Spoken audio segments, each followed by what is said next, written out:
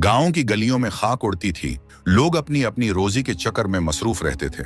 उन्हीं गलियों में एक 30 साला नौजवान यासिर भी रहता था। यासिर की जिंदगी बज़ाहिर आम लोगों की तरह थी, मगर अंदर से वो दुख और परेशानियों का एक पहाड़ उठाए हुए था। यासिर मेहनती था, सुबह सवेरे उठता, दुकान खोलता और शाम तक काम करता। मगर अजीब बात यह थी कि जितना भी कमा लेता, इसके हाथों से फसल जाता। कभी कर्ज अदा करने में सब पैसा निकल जाता, कभी घर में बीमारी आ जाती, तो कभी सामान खराब होकर जाया हो जाता। यासिर सोचता था कि आखिर उसकी मेहनत में बरकत क्यों नहीं है। हर दिन वो नए हौसले के साथ निकलता, मगर शाम को थका हारा और खाली जेब वापस लौटता। उसके चेहरे की रौनक खत्म हो चुकी थी। दोस्त अहबाब भी उसे देखकर अफसोस करते।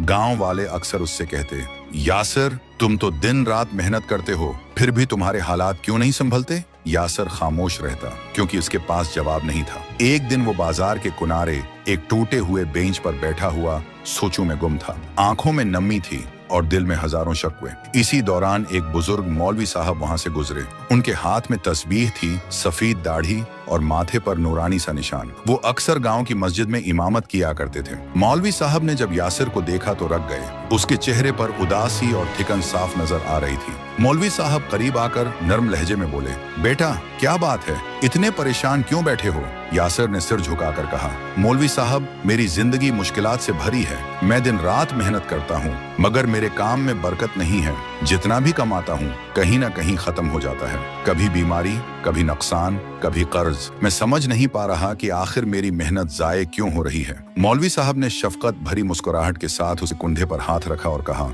बेटा, ये दुनिया सिर्फ मेहनत से नहीं चलती, बरकत अल्लाह की तरफ से आती है। अगर इंसान दुनिया के कामों में उलझकर अपने रब को भूल जाए तो मेहनत के बावजूद सुकून और बरकत नहीं मिलती। यासिर ने हैरान होकर पूछा, मौलवी साहब, तो फिर मुझे क्या करना चाहिए। मैं तो मेहनत करता हूँ, मगर अल्लाह की रहमत शायद मुझसे नाराज है। मौलवी साहब ने कहा, मैं असर की नमाज पढ़ने जा रहा हूँ, तुम भी मेरे साथ चलो। अल्लाह के घर में जाकर दिल खोलकर दुआ करो, सब ठीक हो जाएगा। रब्बिल आलमीन के दरवाजे हमेशा खुले रहते हैं। यासिर कुछ लम्हे सोचता रहा, फिर बोला, शायद आप ठीक कहते हैं, मैंने नमाज को बहुत हल्का लिया है। वो मौलवी साहब के साथ मस्जिद चला गया। पहली बार दिल से वजू किया। जब मस्जिद की ठंडी जमीन पर कदम रखा तो एक अजीब सा सुकून महसूस हुआ। अजान की आवाज गूंजी और यासिर ने मौलवी साहब के पीछे खड़े होकर असर की नमाज अदा की। नमाज के बाद यासिर ने सजदे में गिर कर दिल की गहराइयों से दुआ की, या अल्लाह, मैं कमजोर हूँ, तेरी रहमत का मोहताज हूँ। मेरे काम में बरकत अता फरमा,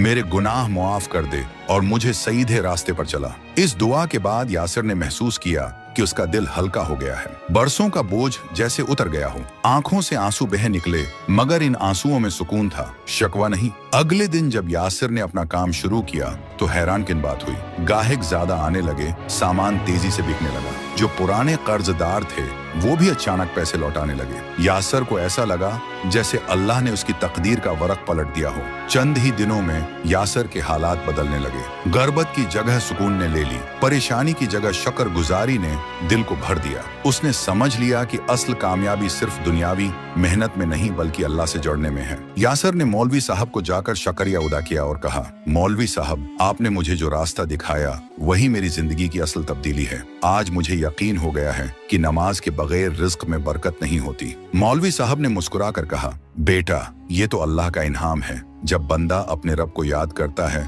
तो अल्लाह उसकी दुआएं कबूल फरमाता है। कभी नमाज न छोड़ना, यही तुम्हारे रिज्क और सुकून की असल कुंजी है। यासिर ने उस दिन के बाद अपनी जिंदगी बदल ली। वो 5 वक्त का नमाजी बन गया, कुरान की तलावत करने लगा और हर काम से पहले बसमल्ला पढ़ने लगा। इसके कारोबार में दिन दगनी रात चौगनी तरक्की होने लगी। अब गांव वाले उसकी मिसाल देते और कहते, देखो, ये है नमाज की बरकत। सबक ये कहानी हम सबको याद दिलाती है कि दुनियावी मेहनत जरूरी है, लेकिन असल बरकत अल्लाह की तरफ से आती है। अगर हम नमाज और दुआ को तर्क कर दें तो मेहनत के बावजूद सुकून नहीं मिल सकता, मगर जब दिल सच्चे यकीन से अल्लाह के आगे झुकता है तो वो रब अपने बंदे की तकदीर बदल देता है। नमाज के बगैर रिज्क में बरकत नहीं और अल्लाह की याद के बगैर दिल को सुकून नहीं मिलता।